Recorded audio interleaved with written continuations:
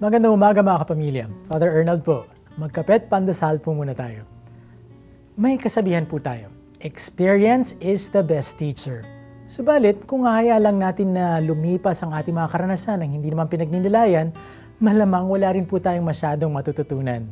Ngayon pong lumipas ang buwan ng Mayo, buwan ng ating mahal na ina, mainam po na maisabuhay natin ang isa sa kanyang mga natatanging kaugalian, ang pagiging mapagnilay. Nang ipanganak niya si Jesus at bisitahin sila ng ilang mga pastol pagkatapos ipamalita sa kanila ng mga anghel na ang tagapagligtas ay naipanganak na, namangha marahil si Maria at hindi ganap na naunawaan ang mga nangyayari.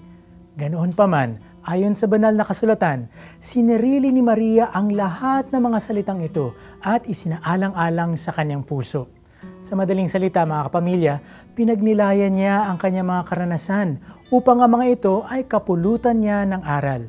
At sa ganung paraan, maunawaan niya ang saloobin ng Diyos para sa kanya. Mainam mga kapamilya na magkaroon din tayo ng ganong uri ng disposisyon sa ating buhay. Huwag nating basta-bastang pinalalampas sa mga kaganapan sa ating buhay. Balikan natin ang mga ito, pagnilay-nilayan at isama pa sa ating mga panalangin. Sa ganong paraan, higit nating nababatid kung paanong kumikilos ang Diyos sa ating buhay. Sa ganong paraan din, higit na lumilinaw para sa atin kung ano nga ba ang kahulugan ng ating buhay.